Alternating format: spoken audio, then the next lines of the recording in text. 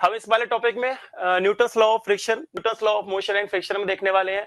इन सारे पॉइंट्स पे हम लोग डिस्कस करेंगे और उसके बाद देखेंगे हम, देखो force and state of motion. State of motion कहने का मतलब क्या होता है कि अगर एक बॉडी है और उसकी v वेलोसिटी है, और वो v वेलोसिटी कैसे चेंज होगी, अगर उस बॉडी का मास कांस्टेंट है तो उसकी v वेलोसिटी कैसे चेंज होगी जब हम उस पर कोई एक्सटर्नल फोर्स F लगाएंगे। तो यही मैंने लिखा है कि F बेसिकली क्या होता है, rate of change of momentum. तो अगर मास कांस्टेंट है तो बॉडी की वेलोसिटी हम कैसे चेंज कर सकते हैं, उस पे लगने वाले फोर्स के थ्रू। तो सबसे पहले देखो, ये मैंने पॉइंट्स यहाँ पे मेंशन कर रखा है, F इक्वल टू ma, ये वाला पॉइंट्स मेंशन कर रखा है। फिर एक चीज देख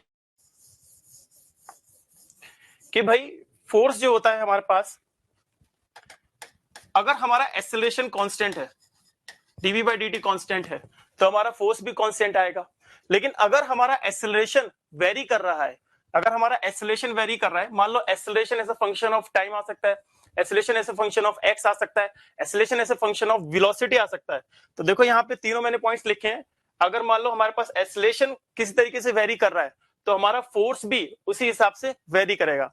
तो आने जो हमने 2-3 सालों के सवाल देखे जो जेईई मेंस में पूछे गए थे, उसमें अधिकतर सवाल मैंने देखा कि ये इस पैटर्न पे ज्यादा पूछे जा रहे थे कि भाई हमारा एक्सेलरेशन चेंज हो रहा है टाइम के रिस्पेक्ट में, ये वो। तो हमने देखा कि भैया ठीक है, एक्सेलरेशन चेंज हो रहा है तो फोर्स भी चेंज होगा हमारे पास। तो ऐसे क्वेश्चंस को हमें कैसे डील करना है, अगर मान लो हमारा एक्सेलरेशन मान लो वेरी कर रहा है टाइम के प्रोपोर्शनल, फॉर एग्जांपल एक्सेलरेशन के टी के प्रोपोर्शनल है, तो हम फोर्स को लिखेंगे m dv by dt और उससे इक्वेट कर देंगे m के t से। अगर मान लो हमारा एक्सेलरेशन x के प्रोपोर्शनल है तो हम क्या लिखेंगे, f इक्वल टू जो भी क्वेश्चन में दिया है के x के प्रोपोर्शनल, लेकिन अब हम f को यहां पे क्या लिखेंगे, v dv by dx। तो इधर हम फोर्स को लिखेंगे m, इधर लिखेंगे m v dv by dx, क्योंकि एक्सेलरेशन को हम दोनों तरीके से लिख सकते हैं, dv by dt तरीके से भी लिख सकते हैं और v dv by dx के तरीके से भी हम लिख सकते हैं, ठीक है ना। तो अगर x के टर्म्स में हो या फिर ऐसे क्वेश्चन आए force in terms of velocity, for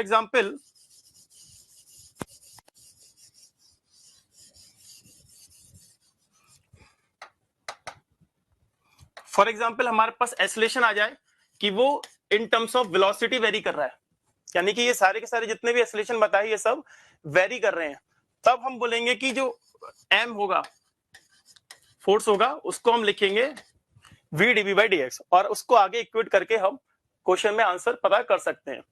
फिर देखो एक चीज और जो पूछी जा रही है,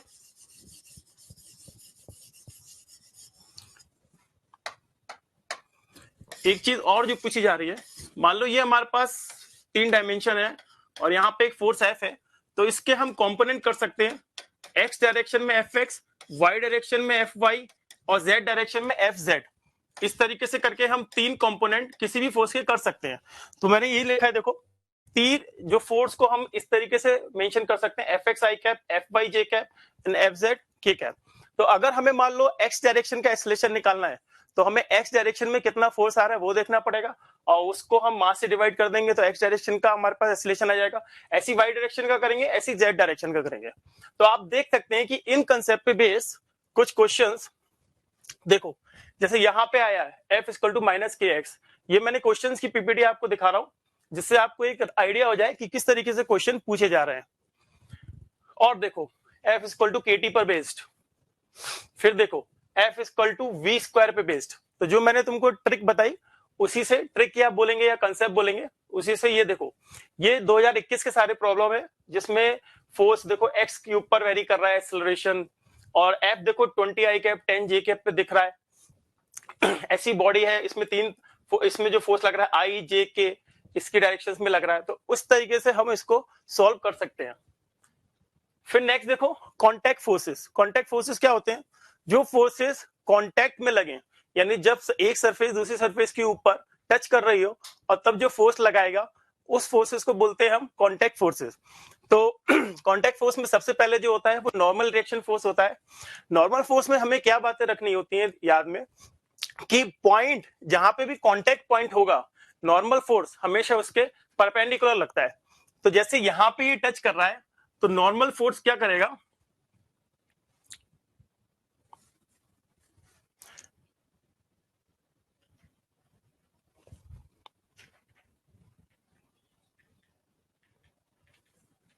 तो नॉर्मल फोर्स क्या करेगा, यहां पे बॉडी पे इस डायरेक्शन में लगेगा, यहां पे इस, आप समझो कि ये कॉन्टेक्ट सरफेस है, इसके परपेंडिकुलर डायरेक्शन में फोर्स लगेगा। ऐसे अगर तुम यहां देखोगे, ये पॉइंट और ये पॉइंट अगर देखोगे, तो इस सरफेस के परपेंडिकुलर जो नॉर्मल फोर्सेस आएंगे वो इसके सेंटर से पास होंगे। और बॉडी ए पर जो मैंने देखा लगने वाले नॉर्मल फोर्स तीन तरीके के हैं, एक यहां पर, एक यहां पर, और इस सरफेस के परपेंडिकुलर जो कि सेंटर से पास होगा। ऐसी बी पर अगर हम देखेंगे तो नॉर्मल फोर्स एक ऊपर की तरफ लगेगा और एक सामने की तरफ। दूसरा देखते हैं टेंशन फोर्स। अगर रस्सी, स्ट्रिंग मेरी मासलेस है, इनएक्सटेंसिबल है और फ्रिक्शनलेस है, तो रस्सी में जो टेंशन आती है, अगर हम रस्सी को जितने फोर्स से खींचते हैं, रस्सी के हर पॉइंट पे जो टेंशन रहती है वो सेम रहती है। इसी को मैंने इस फिगर से दिखाया है कि टेंशन हर पॉइंट पे सेम रहेगी जितना हम उसको खींच रहे हैं। फिर तीसरा फोर्स होता है फ्रिक्शन फोर्स कांटेक्ट का। फ्रिक्शन फोर्स हम जानते हैं कि जब एक बॉडी दूसरी सरफेस के ऊपर आगे भागने की कोशिश करती है या दोनों सरफेसेस के बीच में रिलेटिव मोशन होता है, तो फ्रिक्शन फोर्स उन रिलेटिव मोशन को रोकने की कोशिश करती है। अच्छा, स्टैटिक इक्विलिब्रियम। इस स्टैटिक इक्विलिब्रियम पे बेस्ड कुछ क्वेश्चन पूछे गए थे। तो जो मैंने टेंशन, नॉर्मल रिएक्शन, फ्रिक्शन भी बताया, फ्रिक्शन के बारे में हम पढ़ेंगे अभी थोड़ी देर में और अच्छे से। फिलहाल हम देखते हैं कि स्टैटिक इक्विलिब्रियम क्या है। अगर कोई मेरे पास बॉडी रखी, देखो सबसे पहली बात तो यह है कि स्टैटिक इक्विलिब्रियम है क्या चीज। स्टैटिक इक्विलिब्रियम एक्चुअली में, अगर किसी बॉडी पर नेट फोर्स 0 लग रहा हो, टोटल कुल मिला के हम बोलें, मान लो खूब सारे फोर्स लग रहे हैं, लेकिन नेट फोर्स उस बॉडी पे 0 लग रहा हो और वो बॉडी रेस्ट पर हो, तो उस कंडीशन को हम बोलते हैं स्टैटिक इक्विलिब्रियम। अब स्टैटिक इक्विलिब्रियम में अगर मान लो जो क्वेश्चंस जनरली पूछे गए हैं उसमें 3 ही फोर्स लगते हैं, तो वो मैंने यहाँ पे शो करने की कोशिश करी है कि जैसे मान लो ये मेरा कोई पॉइंट है और उस पे 3 फोर्स लग रहे हैं, एक फोर्स ए, बी और सी, 3 फोर्सेस मेरे लग रहे हैं और ये तीनों अलग अलग डायरेक्शन में लग रहे हैं, लेकिन ये बोल रहा है कि ये बॉडी स्टैटिक इक्विलिब्रियम में है। इसका मतलब क्या होगा? अब ऐसे क्वेश्चंस को हम सॉल्व 2 तरीके से कर सकते हैं। पहला तरीका क्या होगा? पहला तरीका ये होगा कि इस बॉडी पर हम, इस बॉडी पे लगने वाले जितने भी फोर्सेस हैं उनके कंपोनेंट कर लें एक्स और वाई डायरेक्शंस में, या जो भी डायरेक्शन हमें कंफर्टेबल लगे। तो हम जैसे ए का एक कंपोनेंट कर लें इस डायरेक्शन में, मान लो इसको y बोल देते हैं, इसको x बोल देते हैं। ऐसे सी का एक कंपोनेंट कर लें नेगेटिव x में और y में, और एक b का कर लें। तो आप देखोगे कि सारे के सारे फोर्सेस x और y एक्सिस पे अलाइन हो जाएंगे, और नॉर्मली हम उसको x, जितना फोर्सेस x में लग रहे होंगे उतने ही, जितने फोर्सेस प्लस x में लग रहे होंगे उतने माइनस x में लग रहे होंगे, जितने y में लग रहे होंगे उतने माइनस y में लग रहे होंगे, और वो कैंसिल आउट हो जाएंगे। तो पहला तरीका तो यह है कि ऐसे क्वेश्चन को सॉल्व करने के लिए हम उसके कंपोनेंट ले लें फोर्सेस के। दूसरा तरीका अच्छा क्या है इसमें? दूसरा तरीका यह है कि हम इसमें लेमिस लॉ, लेमिस थ्योरम लगा सकते हैं। अच्छा, लेमिस थ्योरम क्यों लगा सकते हैं? वो इसलिए लगा सकते हैं कि अगर ये तीनों फोर्सेस मिला के, या बॉडी पे जितने फोर्स लग रहे हैं वो सब मिला के नेट फोर्स 0 बना रहा है, तो इसको एक ट्रायंगल में हम अरेंज कर सकते हैं। ठीक है, एक क्लोज ट्रायंगल में हम अरेंज कर सकते हैं, और अगर ट्रायंगल में अरेंज कर सकते हैं तो हम लेमिस थ्योरम लगा सकते हैं। तो अगर हमें लेमिस थ्योरम लगानी है, और अगर लेमिस थ्योरम लगानी है तो हम किस तरीके से करेंगे? जैसे ये ए वेक्टर है और इसके सामने का एंगल ए बाय साइन ए, ऐसे यहाँ बी है उसके सामने का एंगल साइन बीटा, और ऐसी सी है उसके सामने का एंगल साइन गामा। तो हम इस तरीके से भी क्वेश्चन को सॉल्व कर सकते हैं।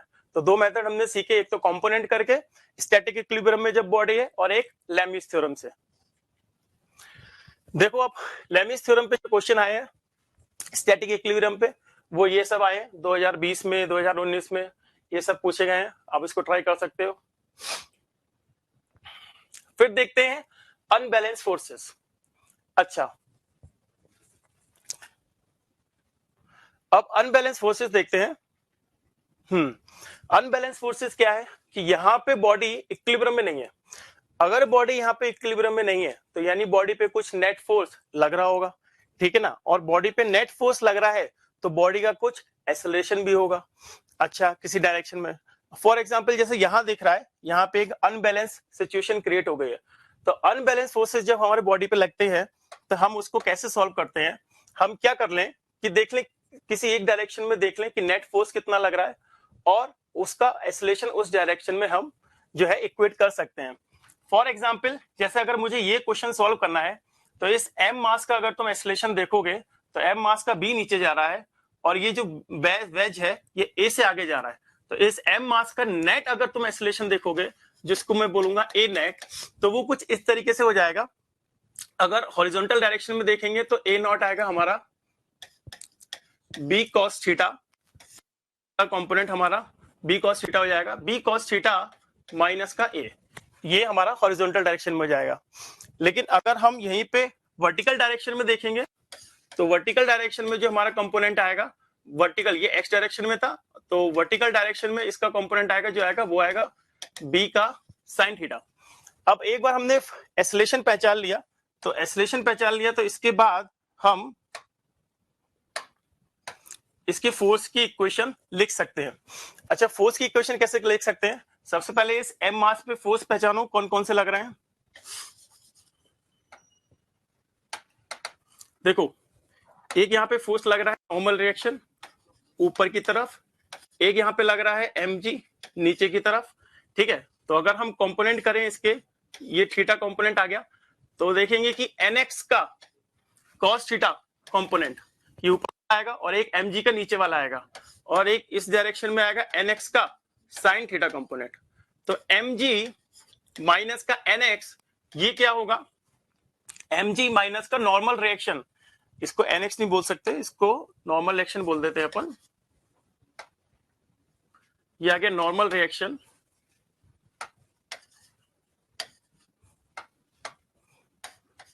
तो ये होगा नॉर्मल रिएक्शन का cos थीटा कंपोनेंट। तो हम बोलेंगे mg माइनस नॉर्मल रिएक्शन का cos थीटा कंपोनेंट इस मास का नीचे की तरफ एक्सेलरेशन देगा, जो कि कितना होगा mb sin थीटा, और जो ये n sin थीटा का कंपोनेंट है ये इसको किस तरफ एक्सेलरेशन देगा? ये देगा मास को mb का cos थीटा माइनस a। तो हमने क्या करा? हमने ये देखा कि इस बॉडी पर नेट एक्सेलरेशन कितना आ रहा है और इस बॉडी पर नेट फोर्स कितना आ रहा है, वो हम उसको इक्वेट कर रहे हैं, ठीक है। ये इस पे बेस कुछ प्रॉब्लम्स हैं। फिर आप देखते हैं कांस्टेंट रिलेशन। कांस्टेंट रिलेशन का मतलब क्या होता है कि अगर हमारे पास कोई एक बॉडी का मोशन चल रहा है और अगर हमारे पास दो बॉडी या दो से ज्यादा बॉडी कनेक्टेड है, तो एक का मोशन देख के दूसरे का मोशन अगर हम प्रेडिक्ट कर दें तो उसको हम बोलते हैं कांस्टेंट रिलेशन। जैसे अब इसमें जो हमें पढ़ना होता है, इसमें जो मेन हमें पढ़ना होगा वो इस तरीके का एक रिलेशन होता है कि भाई मान लो ये है A, फॉर एग्जांपल ये A1 एक्सेलरेशन, ये A2 एक्सेलरेशन, तो A वेक्टर को हम लिख सकते हैं A1 vector plus A2 vector divide by 2। अगर यहाँ पे वेलोसिटीज होती तो हम वेलोसिटीज को भी उसी तरीके से लिखते, लेकिन अगर किसी का भी साइन उल्टा होता, फॉर एग्जांपल A1 नीचे होता, तो हम इसको लिखते -A1 plus A2 divide by 2। तो हमको कांस्टेंट रिलेशन में एक मेन रिलेशन ये देखना होता है,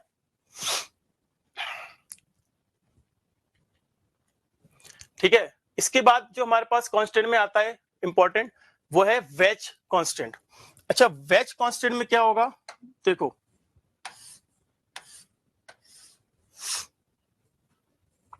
जैसे कि मैंने यहाँ पे एक तुमको डायग्राम दिया है, इसको दोबारा से बनाने की कोशिश करते हैं। तो अगर आप देखो, इसका एक्सेलरेशन मान लो मैं लिख देता हूं ax और इसका एक्सेलरेशन है ay, और ये है हमारे पास एंगल थीटा। तो हमें इसमें क्या करना है, ये देखना है कि अगर हमारे पास ये ax है या ay है, तो इसके बीच में जो रिलेशन आएगा वो हम किस तरीके से लिख सकते हैं। तो रिलेशन हम कैसे लिखेंगे? देखो, इसका कंसेप्ट क्या होता है? इसका कंसेप्ट होता है कि जहां पे बॉडीज टच कर रही होती हैं, फॉर एग्जांपल बॉडीज इस जगह टच कर रही हैं, तो अलोंग द नॉर्मल हम ये देखते हैं कि कंपोनेंट को बराबर करने की कोशिश करते हैं। अलोंग द नॉर्मल का मतलब क्या हो गया कि इसके परपेंडिकुलर देख लो, तो ये अगर ax है तो हम बोलेंगे कि ये थीटा कंपोनेंट है, और ये यहाँ पे जो कंपोनेंट आएगा ये आएगा ax का साइन थीटा।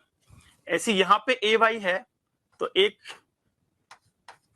यहाँ पे जो होगा ये होगा ay का, ऐसे यहाँ पे थीटा होगा, तो ये वाला जो कंपोनेंट होगा इधर वाला वो होगा ay का cos थीटा कंपोनेंट।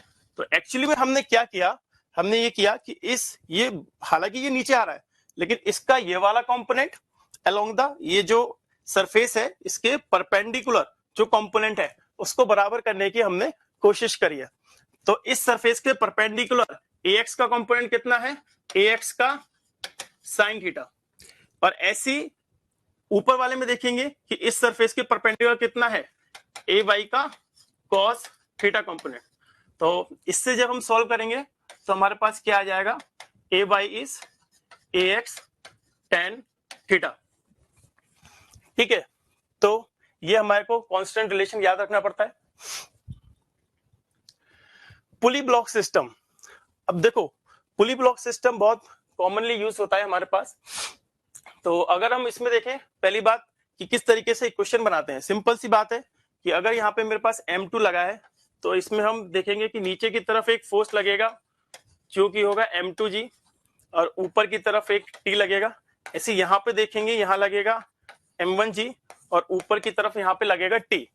तो मान लो कि M1 बड़ा है M2 से, तो जब हम इसको सॉल्व करेंगे तो तो हम देखेंगे M2 बड़ा है, सॉरी M1 बड़ा है। अगर M1 बड़ा है तो आप देखोगे कि तो ये नीचे जाने की कोशिश करेगा और ये ऊपर जाने की कोशिश करेगा। तो यानी कि हम इसकी जो इक्वेशन लिख सकते हैं वो इस तरीके से लिख सकते हैं, T minus M2G equal to M2A। ऐसी इस वाले की इक्वेशन लिख सकते हैं, वो लिखेंगे M1G minus T equal to M1A। ठीक है, इसको ऐड करेंगे तो हम देखेंगे कि नेट हमारे पास एक्सेलरेशन ये आता है और टेंशन ये आती है। तो मैं रिकमेंड करूंगा कि इस दोनों फॉर्मूले को आप अगर रिवाइज करके जाएंगे तो एग्जाम में आपके लिए बेनिफिशियल रहेगा। ये देखो, ये इस पे बेस प्रॉब्लम आया है। फिर आते हैं हम स्प्रिंग के केस में। स्प्रिंग का केस क्या होता है, स्प्रिंग के पहली बात तो हम देखते हैं कि ये स्प्रिंग है, इसकी कुछ एक नेचुरल लेंथ होती है L0। अगर हम स्प्रिंग को जितना भी खींचते हैं अपने नेचुरल लेंथ से तो स्प्रिंग के अंदर उतना ही फोर्स डेवलप हो जाता है। स्प्रिंग को हम जितना खींचते हैं नेचुरल लेंथ से, स्प्रिंग के अंदर उतना ही फोर्स डेवलप हो जाता है। और वो फोर्स हमारा क्या होता है, वो फोर्स होता है माइनस ऑफ kx, यानी कि जितना हम x खींचेंगे स्प्रिंग में उतना ही फोर्स डेवलप हो जाएगा। अच्छा, स्प्रिंग पे बेस कौन कौन से कंसेप्ट पूछे जाते हैं, तो सबसे पहला कंसेप्ट आता है कि सबसे पहला जो कंसेप्ट आता है वो आता है cutting of spring. Cutting of spring का मतलब क्या हो गया, देखो अगर ये मेरे पास एक स्प्रिंग थी और इसकी कुछ लेंथ L थी और इसकी स्टिफनेस थी K, तो क्या होता है कि K is inverse proportional to length. तो हम ऐसा बोलेंगे कि K इंटू L को हम एक कांस्टेंट का दर्जा देंगे। अब मान लो इसको मैंने 20 से तोड़ दिया, या मैंने कुछ इस तरीके से स्प्रिंग को डिवाइड किया कि ये K1 हुई और ये K2 हुई, और इसकी लेंथ यहाँ पे जो आएगी वो L4 वाली जो लेंथ है ये 3L। ठीक है, हमसे पूछे कि अगर हमारे पास कोई स्प्रिंग थी और को मैंने काट दिया और K1 और K2 में बची, तो बताओ K1 स्टिफनेस कितनी आएगी, K2 स्टिफनेस कितनी आएगी। तो ये कितना होगा, K इंटू L, यहाँ पे लिखो इसको K1 into L by 4 is equal to K2 into 3L by 4, K2 into 3L by 4। इससे हम K1 और K2 पता कर सकते हैं। फिर देखो एक इसमें कंसेप्ट आता है जिसको बोलते हैं हम laziness of spring. Laziness of spring का मतलब क्या है, देखो ये मैंने दो केसेस दे रखे हैं। एक केस में क्या हो रहा है कि हमारे पास एक बॉडी है, हमारे पास ये दोनों रस्सियां हैं और यहाँ पे एक स्प्रिंग है। फॉर एग्जाम्पल मैं अभी दोनों में अगर टेंशन निकालने की कोशिश करूं तो मैं इसमें बोलूंगा कि टेंशन आएगी मेरे पास 2 mg, और इसमें भी जो टेंशन आएगी वो आएगी 2 mg। ठीक है, लेकिन क्या है कि अगर मान लो मैंने इसको यहां से कट किया, दोनों को एक साथ कट किया, तो जैसे मैंने कट किया वैसे इसमें तो टेंशन हो जाएगी 2 mg का mg, यानी रस्सी में टेंशन एकदम सडन से चेंज हो सकती है। लेकिन स्प्रिंग में अगर तुमने यहाँ पे कट किया तो कट करने के बाद कुछ देर तक इसके अंदर जो टेंशन रहेगी वो 2 mg ही रहेगी। अच्छा, ऐसा क्यों हो रहा है, ऐसा इसलिए हो रहा है क्योंकि अगर स्प्रिंग में टेंशन आती कैसे है, जब स्प्रिंग कुछ खिंचती है। अभी पढ़ा हमने F equal to minus of K X, तो अगर स्प्रिंग कुछ खिंचेगी तब इसके अंदर कुछ टेंशन डेवलप होगी। अब अगर तुम यहां से इसको काट दोगे तो ऐसा नहीं है कि एकदम से बंद हो जाएगी, क्योंकि अगर ये स्प्रिंग कंप्रेस होगी थोड़ा और अपनी नेचुरल लेंथ में आने की कोशिश करेगी, तब स्प्रिंग के अंदर का फोर्स जो है वो कम होगा, ठीक है। लेकिन अभी क्या है, जैसे तुम काटोगे तो स्प्रिंग के अंदर जो टेंशन 2 mg है वो टेंशन उतनी की उतनी रहेगी काटने के बाद कुछ देर तक के लिए। तो हमसे क्वेश्चन किस तरीके से पूछ ले जाते हैं, ऐसे पूछ ले जाती है, मान लो इसको मैंने कट किया और कट करने के बाद इस m का एक्सेलरेशन बताओ, ठीक है। अगर जैसे इसका देखोगे तो इसका तो 0 होगा, क्योंकि टेंशन इसके अंदर mg आ गई, नीचे mg है और mg बैलेंस कर जाएगा। लेकिन यहाँ पे इस तरीके का सिनेरियो नहीं होता है। जैसे तुमने इसको कट किया तो इसमें ऊपर की तरफ अभी भी टेंशन 2 mg ही है, इसी को बोलते हैं लेजीनेस, और नीचे की तरफ इस पे mg लग रहा है, इस पे खुद वेट की वजह से। तो देखो एक अनबैलेंस फोर्स आ गया, अनबैलेंस फोर्सेस की वजह से इसमें ऊपर की तरफ एक्सेलरेशन आएगा, और वो एक्सेलरेशन कितना आएगा, मास इनटू एक्सेलरेशन। ऊपर की तरफ 2 mg फोर्स, नीचे की तरफ mg फोर्स, तो जो एक्सेलरेशन आएगा वो कितना आएगा इसका, g, m से m काटने के बाद, ठीक है। तो ये g ऊपर की तरफ आएगा। तो अक्सर सवाल इस पे भी पूछ लिए जाते हैं। देखो जैसे ये 2006 में पूछा गया था। अच्छा ये स्टिफनेस पे सवाल है, 2:3 के रेशियो में बांट दी। फिर आते हैं एलिवेटर्स एंड वेइंग मशीन।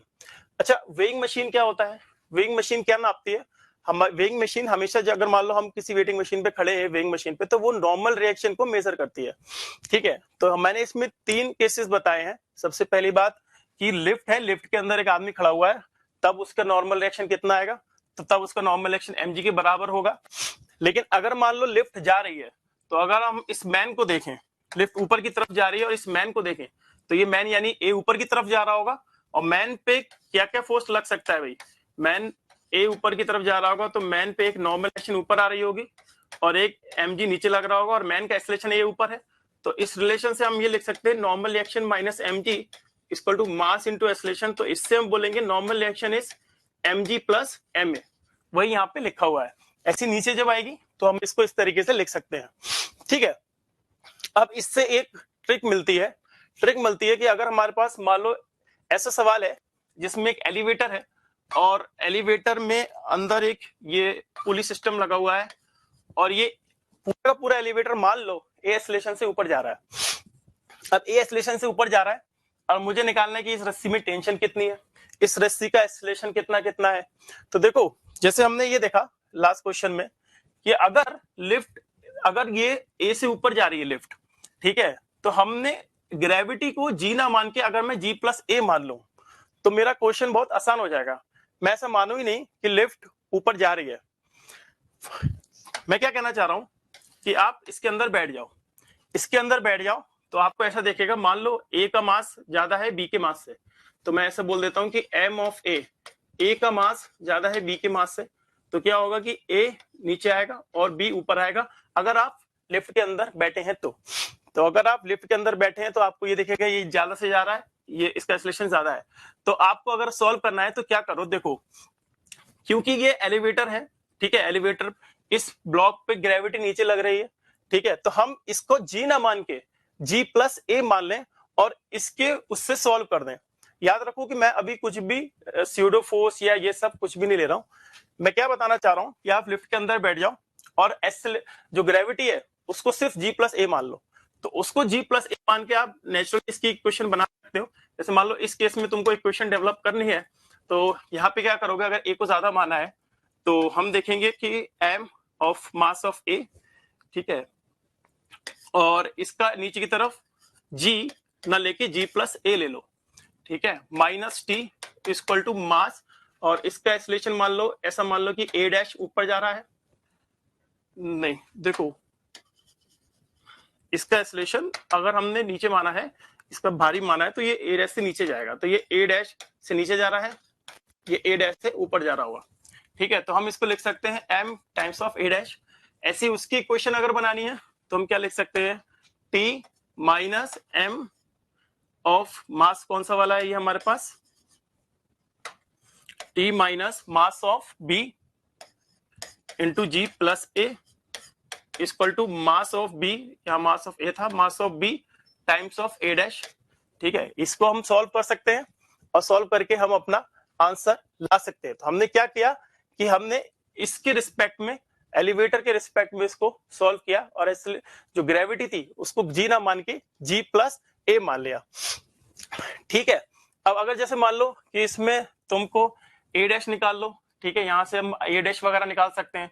तो अगर हमें मान लो ग्राउंड के रिस्पेक्ट से सॉल्व करना है, अगर हमें ये देखना है कि इसका एक्सेलेरेशन, देखो एलिवेटर के अंदर जो बैठ के जो एक्सेलेरेशन आ रहा है वो ए डैश दिख रहा है, ठीक है, ये इसको देखेगा ए डैश नीचे जा रहा है, ये ए डैश से ऊपर जा रहा है, ठीक है।